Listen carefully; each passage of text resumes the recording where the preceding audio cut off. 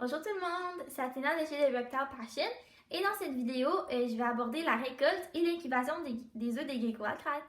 Donc, une fois que vous suspectez que votre femelle a pondu des œufs, en regardant les signes que j'ai énumérés tout à l'heure, vous pouvez jeter un petit coup d'œil, regarder là, si jamais il y a des œufs. Moi, j'ai pas besoin de faire ça parce que on les voit. Mais c'est pas vrai dans tous les cas. Là. Des fois, ils pondent au milieu puis vous pouvez pas les voir par les côtés. Mais c'est toujours mieux de préparer le substrat avant d'excaver les œufs, juste pour pas qu'ils soient exposés à de l'air froid, là, ou pour pas les traumatiser ou trop les bouger. Là.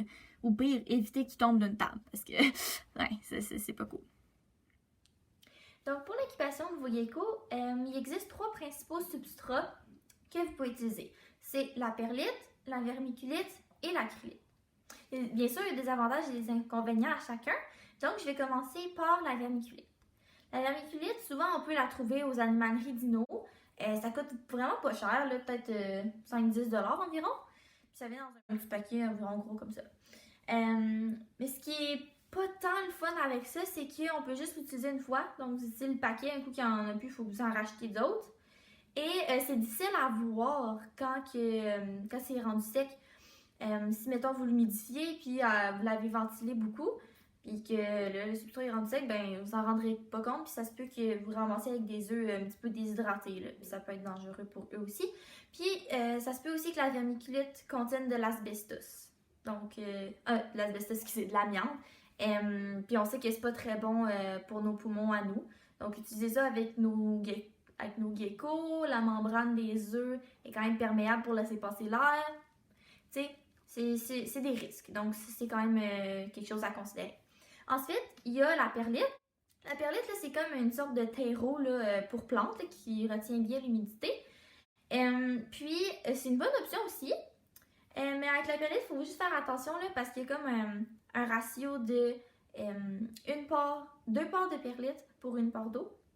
Puis, donc des fois, ça peut être un petit peu difficile à respecter parce que si on met trop d'eau, la perlite, j'ai remarqué là, quand je l'ai utilisée ici, chez The Reptile Passion, il y avait de la moisissure qui se développait souvent dedans. Donc, je sais pas si ça arrive à d'autres gens, mais moi, dans mon cas, c'est ce que j'ai remarqué avec la perlite. Puis, comme pour la vermiculite, on voit pas quand c'est rendu sec. On le voit juste pas. Contrairement à l'acrylite, donc moi, c'est ce que j'utilise ici. Ce qui est le fun avec ça, c'est que quand c'est rendu sec, ben, ça change de couleur. Parce que c'est comme de la petite roche volcanique, là. Donc, c'est vraiment foncé quand c'est humide, puis c'est rendu sec quand c'est... c'est ça, c'est sec quand c'est sec, là. Ouais. Et en lien avec ça, par contre, ce qui est un petit peu moins le fun, c'est juste que vous allez probablement devoir le commander par Internet et ça coûte plus cher. Mais honnêtement, c'est vraiment mon préféré juste parce qu'on peut le réutiliser le nombre de fois qu'on veut, tandis que la perlite et la vermiculite, on l'utilise une fois, puis après ça, il faut qu'on en rachète, là. Donc, ouais, ça, c'est réutilisable, puis j'aime beaucoup ça de ce produit. Mais juste pour préciser, l'acrylite, pour la désinfecter, tout ce qu'on a à faire, un coup qu'on l'a utilisé, les geckos inclus, etc., il faut juste qu'on la prenne. On la fait bouillir dans un chaudron là, pendant 5 à 10 minutes, puis ça la désinfecte. Après ça, on la laisse sécher, puis c'est prêt à être utilisé. Donc, un coup que vous avez choisi votre substrat, moi personnellement, j'ai pris de l'acrylite. J'aime bien qu'on puisse le réutiliser. Et vous allez devoir l'humidifier et le mettre dans un petit plat. OK? Donc, vous pouvez commencer par mettre la quantité que vous voulez. Le substrat n'ira pas dans ce plat-là. Là, j'ai comme un petit calendrier de l'avant là, que vous allez voir tantôt, là, que je me sers pour mettre les œufs. Ça va juste être un contenant temporaire là, pour que le substrat ait le temps de s'humidifier. Donc, je vais en mettre un petit peu.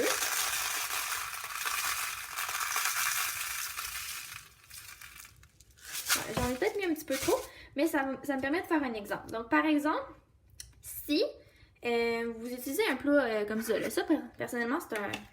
Personnellement, je voulais dire, ça, c'est un plat de grillon qu'on retrouve à l'animalerie, puis je trouve que ça sert vraiment... ça marche vraiment bien là, comme plat d'incubation. Si jamais vous essayez d'utiliser ça, ben, la quantité de substrat que vous devez mettre à l'intérieur, d'habitude, c'est comme 1 pouce environ d'épaisseur, juste pour pas que ça se dessèche trop vite, là, OK? Parce que si vous voyez, si je décide de faire un trou dedans, j'arrive dans le fond.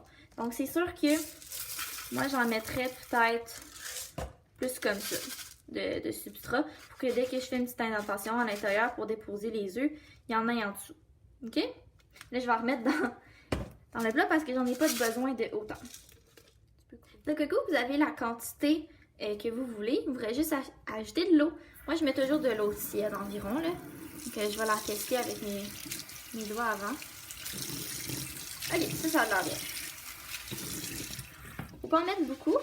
Faut juste laisser le temps à ce que ça s'humidifie, là. Puis, vous allez probablement devoir enlever de l'eau après, là, parce que je sais pas si vous pouvez voir, là, mais il reste de l'eau, là, puis il faut pas que ça soit comme ça. Donc, on va laisser ça s'égoutter un petit peu. Ce qui est le fun avec l'acrylite aussi, là, j'en parlais tantôt, c'est que ça change de couleur quand c'est sec, quand ça l'est pas. La perlite, par exemple, qu'il soit humide ou pas, ça va toujours rester comme blanc ou gris, là, dépendamment de la sorte. Tandis que de l'acrylite, ben, vous avez vu la couleur avant, puis vous la voyez maintenant, c'est très visible. Donc, c'est fun pour dire, ah, c'est le temps de rajouter de l'eau dans le substrat.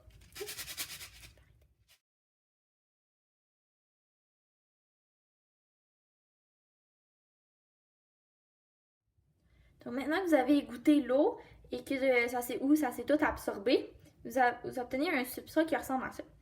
Là, avec l'acrylite, c'est un petit peu difficile à démontrer, mais mettons que vous avez de la perlite ou de la vermiculite, là, ce qu'il faut savoir, c'est que quand vous en prenez une poignée, par exemple, comme ça, ben, il faut que vous faites une petite balle avec. Il ne faut pas qu'il y ait de l'eau des gouttes, mais il faut que ça se tienne.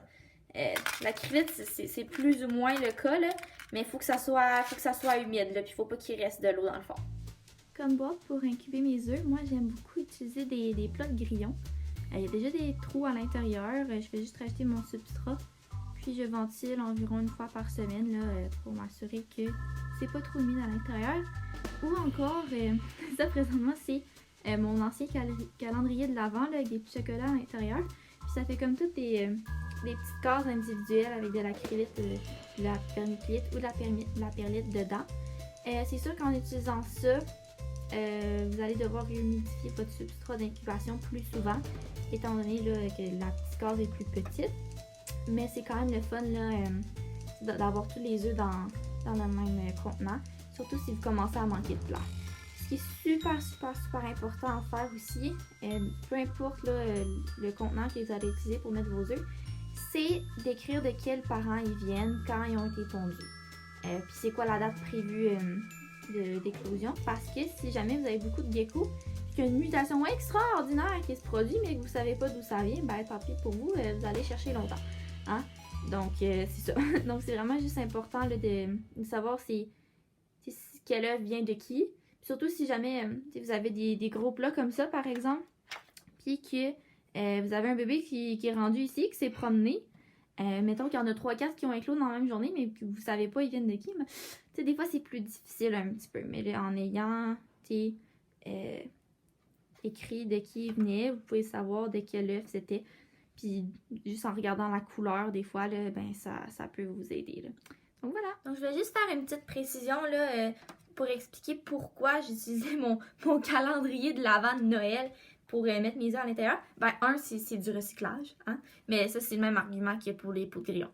Mais là, en réalité, c'est juste que cette année, je m'attends à avoir beaucoup plus d'œufs, que les autres années. Donc, j'y avais pas vraiment assez de pots de grillons. Puis avoir une grosse boîte comme ça me permettait d'économiser de l'espace et du substrat aussi, parce que j'utilise surtout de l'acrylite. Puis, étant donné que j'en ai pas une énorme quantité, mais en ayant des petits contenants individuels comme ça, ben, ça me permet juste de ne pas en gaspiller à chaque fois, juste d'avoir le strict minimum. Mais tu sais, je comprends que si vous êtes juste un éleveur d'occasion, vous êtes juste une femelle, puis c'est une expérience que vous faites, ben utilisez vos plats à grillons parce que vous n'allez pas avoir besoin de humidifier le substrat là, tout le temps. Là. Parce que c'est sûr qu'il y a un risque à chaque fois qu'on réhumidifie, il ne faut pas abîmer les œufs non plus. Donc c'est ça, donc c'est des alternatives que je vous propose, mais encore une fois, ça va être unique à chaque personne. Donc une fois que le substrat est préparé, là c'est le fun qui commence. C'est le temps de partir à la chasse aux œufs. Eh oui, une joke de Pâques, mais c'est drôle pareil. Il faut y aller délicatement aussi, hein, parce que vous ne voulez pas abîmer vos œufs précieux. J'utilise une cuillère, mais vous pouvez utiliser vos doigts aussi, là, surtout quand vous arrivez plus proche des œufs. Pas trop les bouger.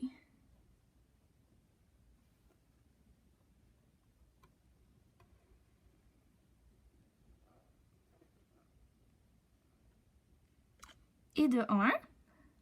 Donc, vous pouvez voir le beau petit œuf ici. Là, ce qui est super important, c'est quand vous les sortez, là, il ne faut pas que vous les tourniez, OK? Vous ne pouvez pas prendre le dessus puis l'amener en bas. Parce que si vous faites ça, l'embryon, il pourrait se noyer puis mourir. Vous pouvez tourner de gauche à droite comme ça, là, mais encore là, il faut que vous fassiez super attention, OK? Donc là, je vais déposer le petit œuf ici en attendant. Et je vais aller chercher son jumeau. Je pense que je l'ai vu. Ah oui, il est là. Toujours le fun d'essayer de garder l'inclinaison aussi dans laquelle vous le trouvez. Donc voilà, deuxième petit œuf. Okay. Donc, pour éviter de retourner les œufs, là, parce que j'ai déjà entendu des histoires d'horreur de gens qui avaient accidentellement botté leur incubateur puis toutes les œufs avaient reviré à l'envers, là, vous pouvez prendre un petit crayon de plomb puis faire un petit X pour savoir c'est quel côté qui est sur le dessus, ok? C'est ça que je vais faire ici. Puis, dites-vous que si jamais, là, vous retournez les œufs par inadvertance, là, surtout s'ils sont frais, là, c'est pas si pire que ça, là. Parce que l'embryon, d'habitude, il s'attache dans les 24 heures de la ponte, ok? Fait que si, mettons, vous savez là, que vous avez vu votre femelle, là, puis elle a pondu ça fait quelques heures, là, vous l'avez vu renterrer et tout, puis que vous voulez retourner complètement de bord, ben techniquement, c'est pas si grave. OK? Mais c'est vraiment après les 24 premières heures que ça peut devenir dangereux. Ces œufs-là, ils ont été pondus hier aux environs de 20 heures. Donc, je sais que si jamais là, je les retournais un petit peu, ça serait pas la fin du monde. Mais il faut quand même faire attention puis l'éviter à tout prix au cas où que. C'est difficile de savoir avec certitude s'il y a quelque chose de mauvais qui va se produire parce qu'il y a toujours des exceptions. Puis il n'y a pas énormément de recherches qui ont été faites là-dessus, mais on sait que c'est mieux de l'éviter. Donc, j'ai maintenant terminé de jouer avec le petit œuf. Donc, je peux venir m'installer dans sa petite case ici. Donc, tout ce que je fais, c'est laisser un petit trou. Et je vais délicatement le déposer à l'intérieur, doucement comme ça. Je peux pousser un petit peu de substrat par-dessus pour qu'il tienne. Donc voilà, il me reste juste à aller l'enfourner dans mon incubateur. Donc j'ai maintenant mis les œufs à l'intérieur de mon incubateur. Pour les modes d'incubation, vous pouvez soit utiliser un incubateur comme ça à reptiles. Moi j'en connais deux types, Zoomed et celui d'Exoterra, mais il y en a d'autres si vous regardez sur Amazon par exemple. Mais il y a d'autres moyens d'incuber vos œufs, par exemple. Vous pouvez décider de les incuber dans une pièce à la température que vous voulez ou utiliser comme une pièce qui est chauffée justement. Là. La différence entre les deux que je viens de dire, c'est que un, vous le laissez à température pièce avec les fluctuations et l'autre, vous le mettez dans un garde-robe chauffé à 23 degrés par exemple.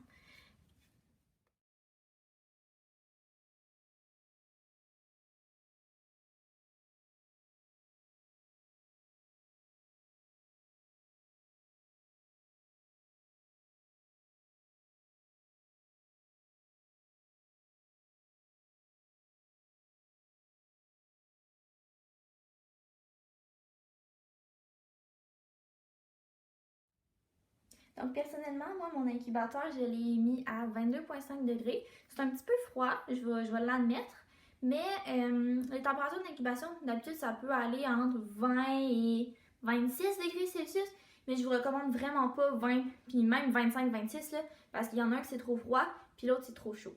D'habitude, je suis habituée d'incuber vers autour de 23,5 à 24 degrés Celsius. Parce qu'il y a plusieurs raisons pour ça.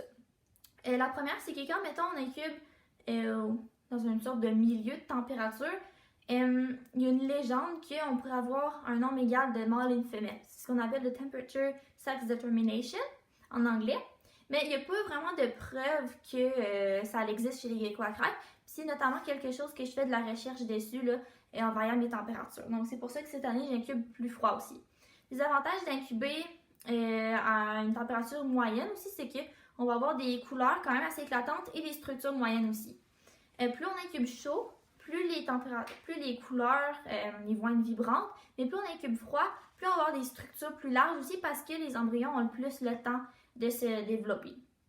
En parlant de temps d'incubation, normalement, ça peut durer entre 60 et 120 jours.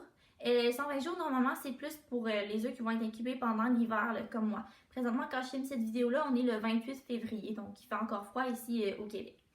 Mais les œufs qui vont prendre 60 jours, ça d'habitude ça a été incubé à 25-26 degrés. Puis ça va produire des bébés qui sont beaucoup plus petits et plus faibles aussi. Donc c'est pas vraiment recommandé pour cette raison-là non plus. OK? Donc c'est ça.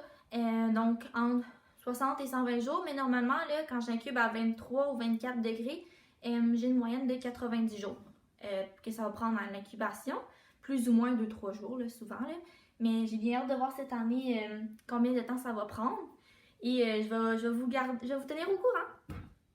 Donc, un autre aspect qui est important à considérer pendant l'incubation des geckos, c'est la ventilation. Parce que il y a plusieurs méthodes de les incuber. On peut soit les mettre dans des contenants là, qui n'ont pas de ventilation, pas d'air.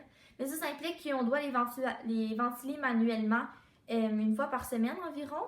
Ou on peut faire des trous aussi pour que l'air puisse circuler.